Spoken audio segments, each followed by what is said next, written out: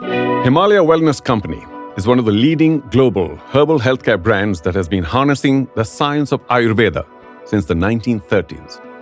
Today present in over 100 countries, they continue to spread the promise of wellness in every home, happiness in every heart for millions of people around the globe.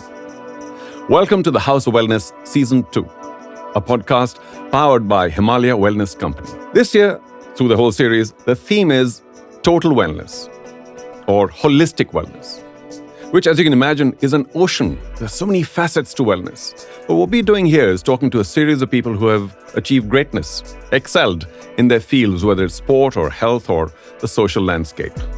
And through them and their experiences, learn more about holistic wellness. After all, who doesn't want to lead a healthier and happier life? The House of Wellness Season 2 is empowered to give us more knowledge and, of course, inspiration, which is such a key word, in ensuring that we keep that as a fulcrum of our lives as we go forward.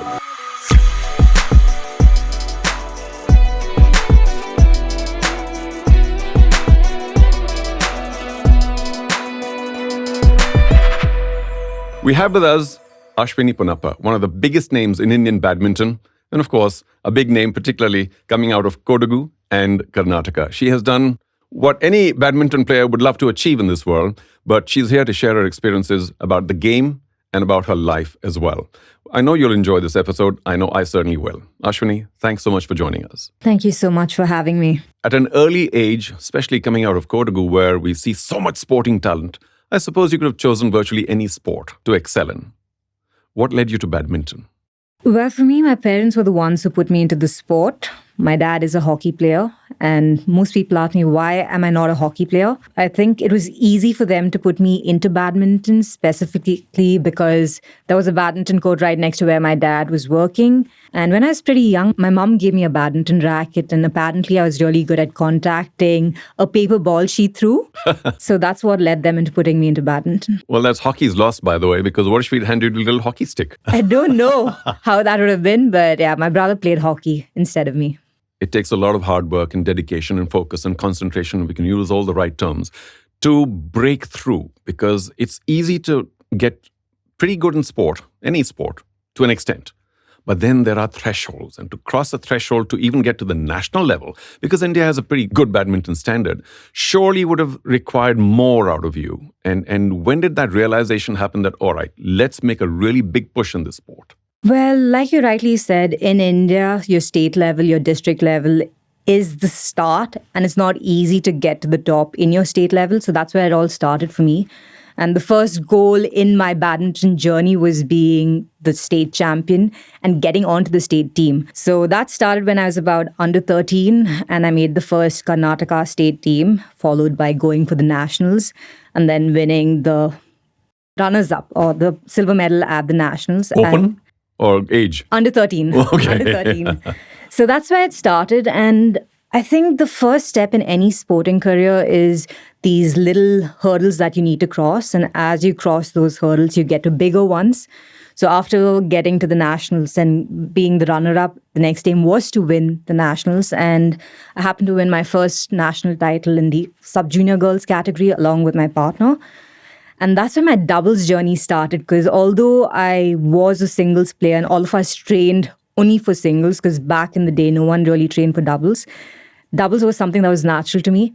And I was a national champion in doubles and not in singles. Singles, I'd gone as far as reaching the semi-finals of the nationals.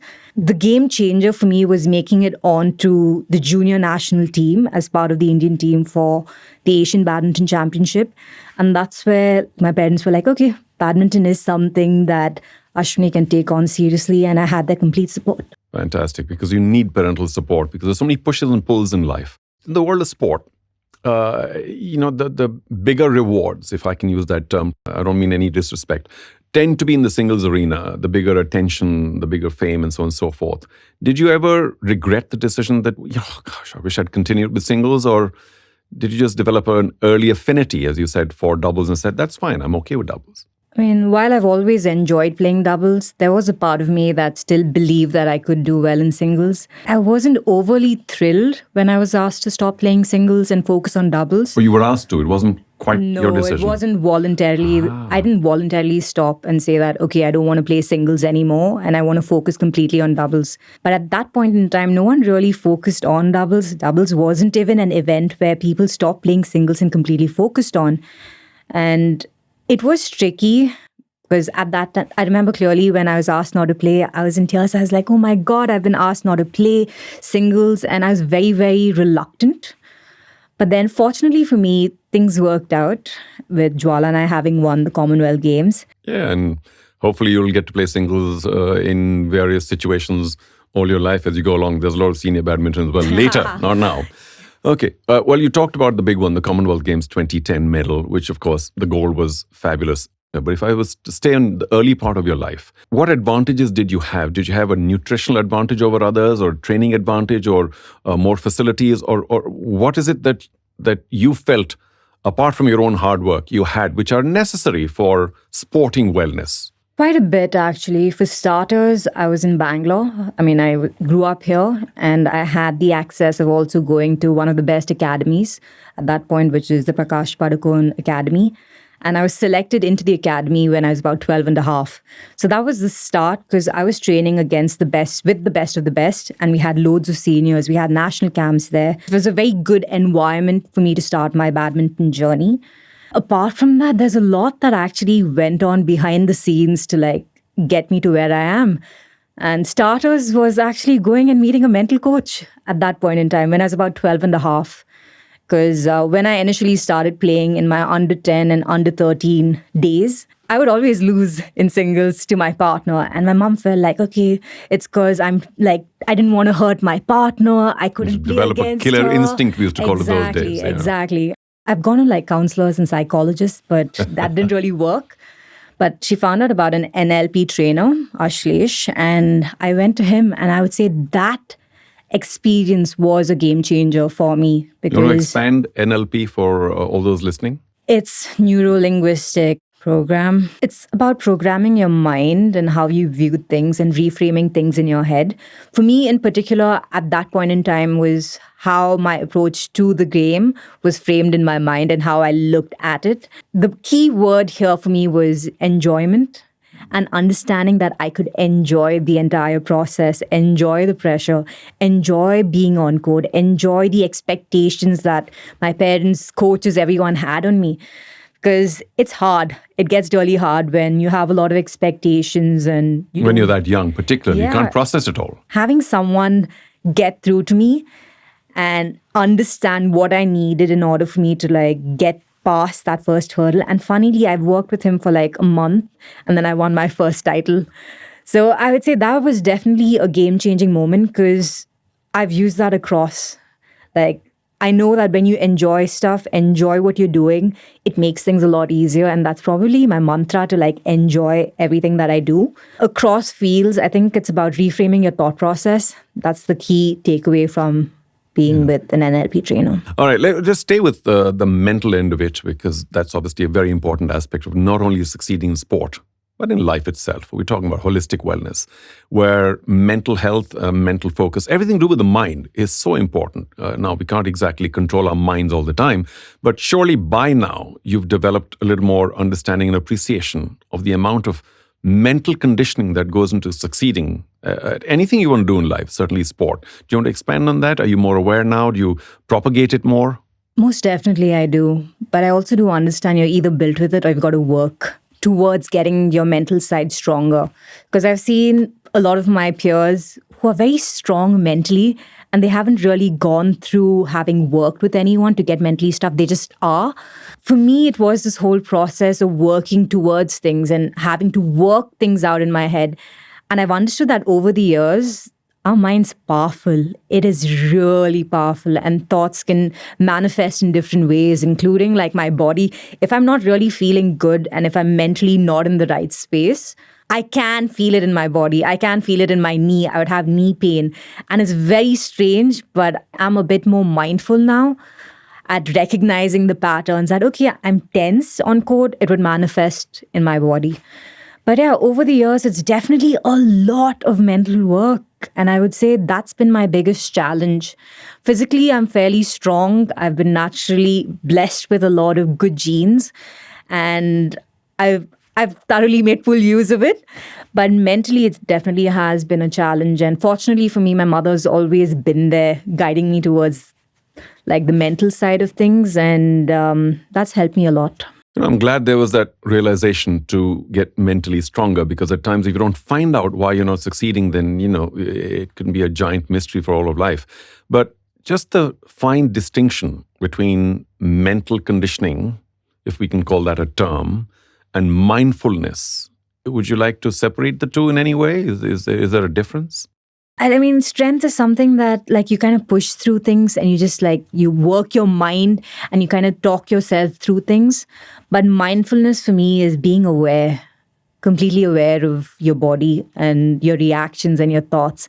And I'm a bit of an overthinker. So it's quite natural for me to like be very analytical about things that are happening, not just outside, but also within my body and my thoughts. Well, that's an important distinction, surely.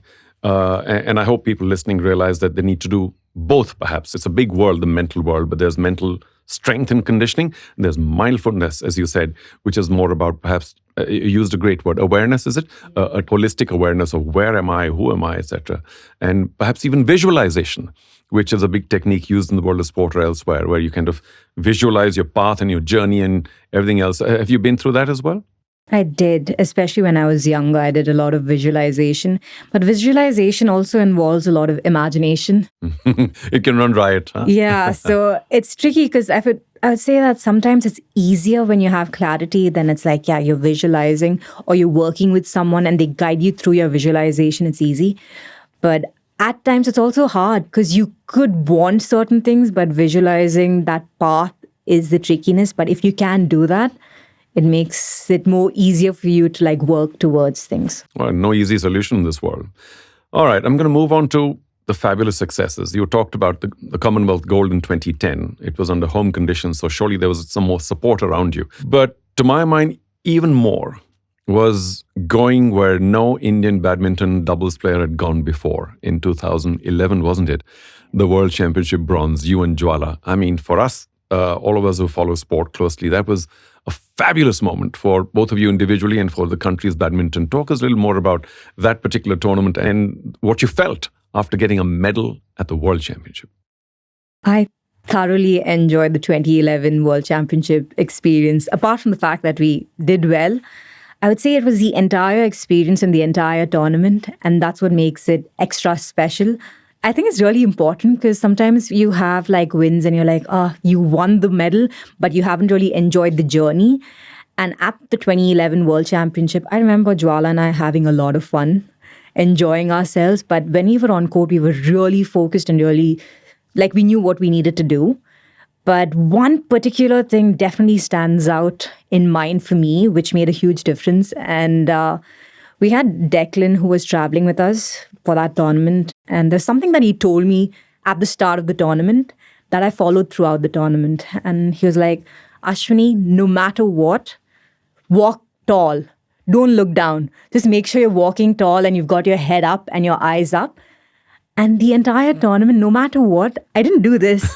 So I was just like, okay, I'm going to be looking up. I'm going to be looking tall. And I don't know if that made a difference, but it was very empowering because he's like, okay, you're looking down, you're going to like go in.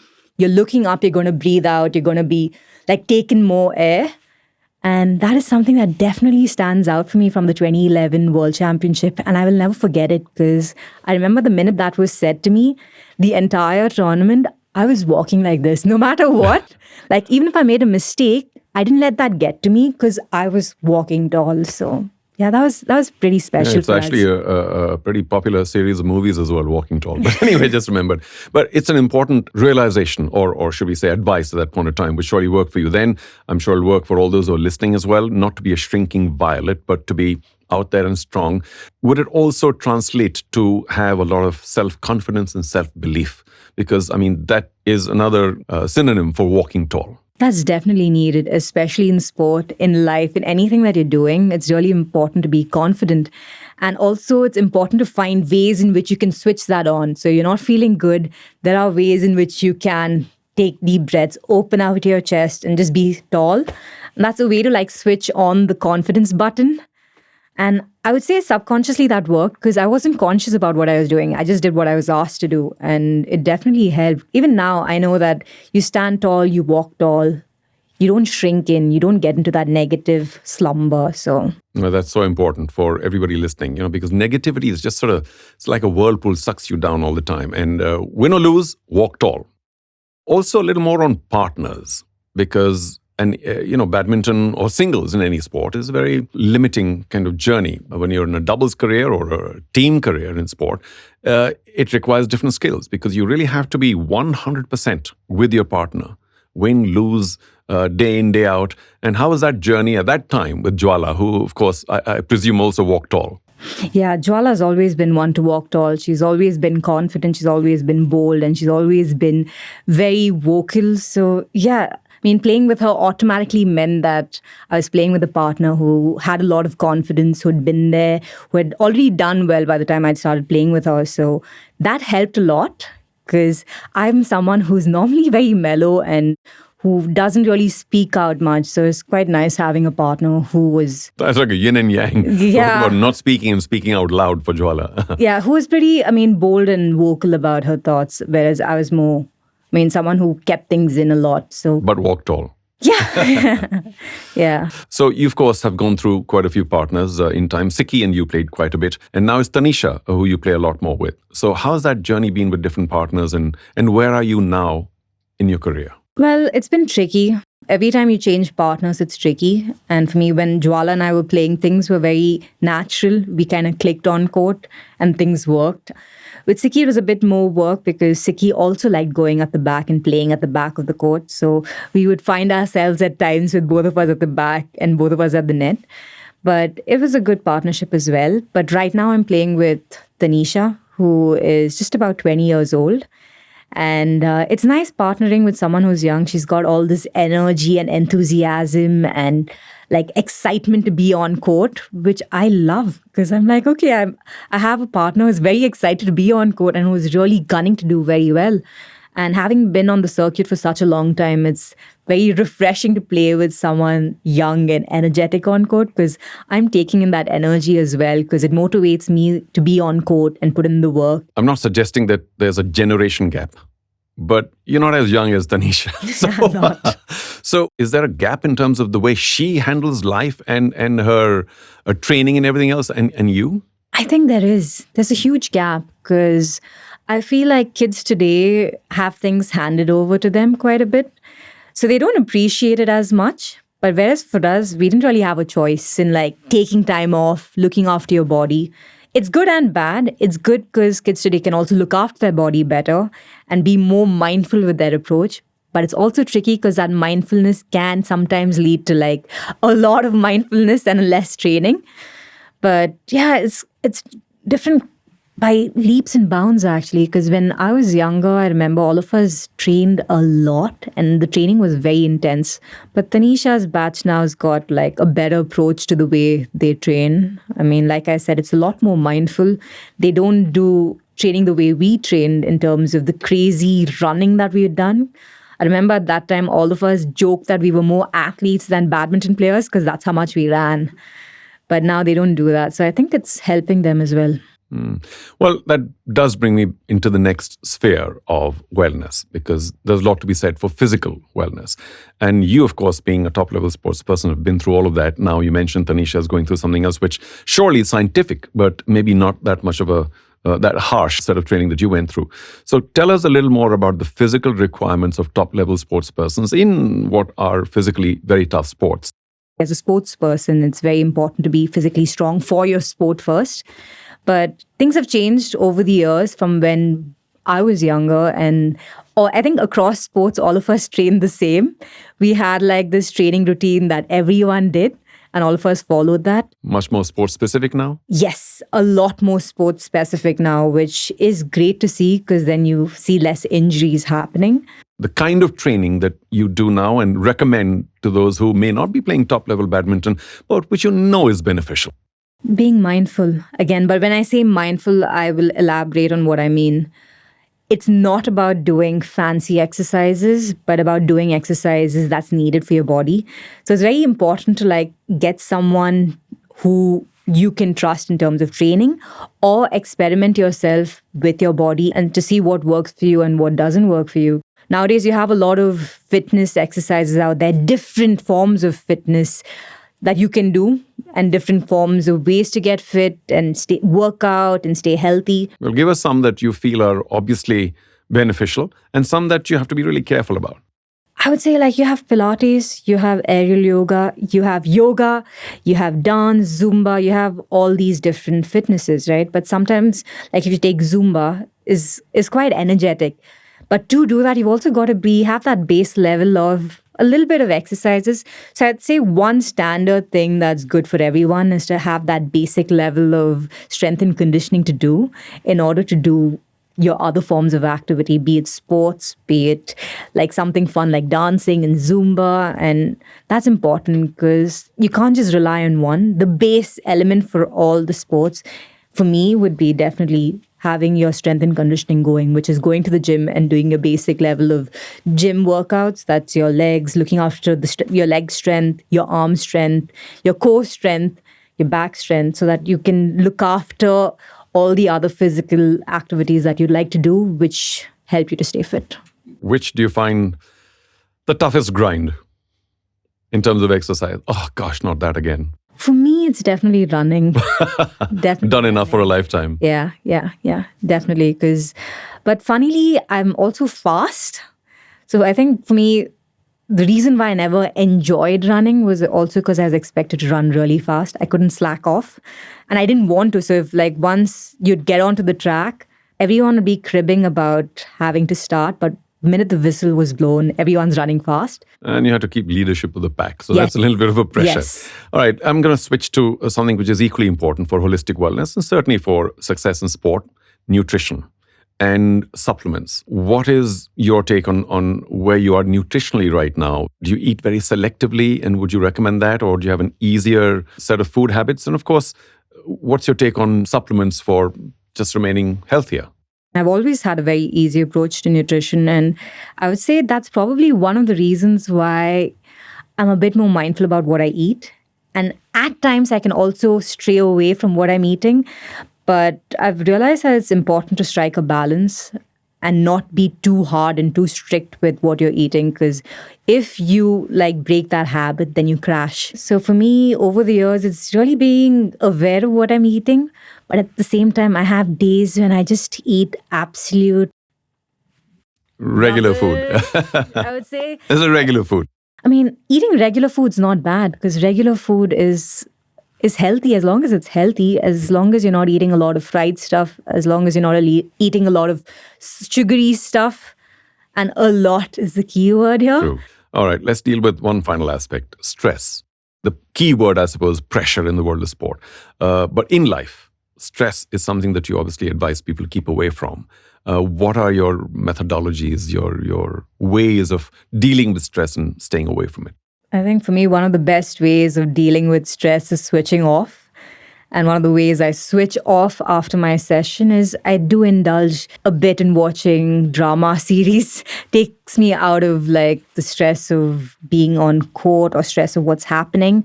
And apart from that, it's also being doing some breathing exercises, stretching, listening to stuff that helps me calm down. Yeah, I do think that, people need to probably realize that there's so much in terms of breathing techniques and flexibility. Yeah. Ashwini, we can talk endlessly, but I'd like to end with, say, your plans hereafter. Because, as I've said, you're not 20 anymore. So what does life have in store for you, say, in the near future? My immediate goal is to do well at the Asian Games. And after that, since I've started a new partnership, is definitely go up the ladder and do well. Definitely want to give my best and give my all to the partnership. And since I've played for a really long time, it's important for me to see how things are going and I don't really think too far, but taking it one step at a time. So can we safely presume, physically, mentally, psychologically, nutritionally, and every whichly, you are in a very good space right now? Yes. Fantastic to hear that. But Ashwini, it's been a delight. We have one more segment to go through, which is short rapid fire section. So I hope you're ready for that. Yeah. All right. To be able to play good badminton, what is your favorite form of exercise? Squatting. Oh, yeah, that hurts my thighs already. So you're quadzilla. Yeah. Needs to be. Okay. How do you start an average morning? I have a playlist that I have to listen to in the morning that I enjoy listening to. So it could be music, and it has some nice videos which pump you up for the day. Wow. So, yeah. Okay. Need that shot right away, huh? Yeah. What is your preferred method of cross-training? I would like to do some dancing, but otherwise it's always been very badminton-oriented. We'll take dancing. Dancing. All right, okay. Share your number one wellness mantra. I think to enjoy everything I do. The good, the bad, the in-between, everything. Enjoy the journey, and that's something that's very important. And finally, how do you recover? What's your favorite recovery mechanism after an intense workout? Just put my feet up. Literally put my feet up. Yeah. Lie down against the wall, put my feet up for about 10-15 minutes. The best way to recover. Fantastic. Yeah, we'll learn something new every day. Maybe I'll do that too. But Ashwini, thank you so much for being here with us and sharing some of your stories. I know there are many more. Maybe we'll get an opportunity later to talk about some others. But it was fun being here with you, and good luck for the Asian Games. Thank you so much. Thank you for having me. Well, I hope you enjoyed that session. Ashwini Ponnappa, one of India's finest and most favorite badminton players, with a smile that can light up the universe. We forgot about that earlier on. But of course, she talked about her journey, some of the more favorite things that she does, and the fact that she will hopefully always walk tall. That's a big lesson. Hope all of you walk tall, because ultimately it's about you. Thanks for joining us in House of Wellness Season 2. Stay fine, stay well, be kind, be well. And we'll see you again when we next come up with another episode. For now, thank you so much for joining us.